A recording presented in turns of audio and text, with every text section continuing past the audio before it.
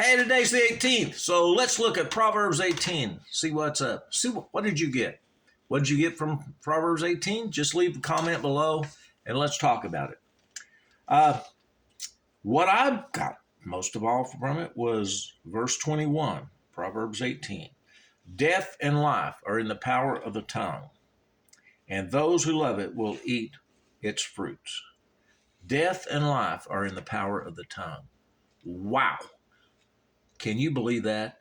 You know our words mean something. Hey, I was in a Bible study just this morning. We were talking about seeds, and Jesus talked a lot about sowing the seed and so forth in his ministry. The word is an incredible seed. Maybe you remember stories, I know I do, and maybe you have one in your own life where certain words were spoken that either encourage somebody to aspire for some of the greatest things, achievements you can think of. And then on the other hand, words may have been spoken that so discouraged someone that they were doomed for life, that they were, that it just affected them so much that they would never recover. It's amazing what words will do. I remember when I was a boy on a school bus. Well, I was a mean rascal. I mean, when I get to heaven, I'm going to have to look up my bus driver, Norm Roselle, and I'm going to have to apologize for all the trouble I gave that guy. Well, me and a couple other guys, Robert Howard and myself, we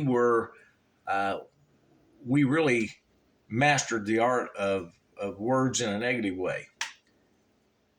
Whenever the little boys got on the bus, sometimes we would start looking at them real serious and say, "Wow, oh, are you sick? Do you feel good?"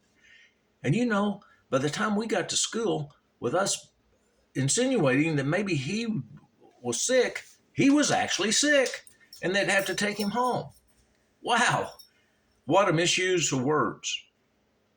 Another instance, did you ever think about cussing? When someone cusses, did you ever hear a cuss word that really uplifted somebody? I never have, because when we cuss, when you use that negative word, it brings back a negative image in somebody's mind, and it's going to affect them in some way or another. Maybe I've been told that it takes somewhere between 16 and 30 positive comments to neutralize one negative comment. It really affects our mind.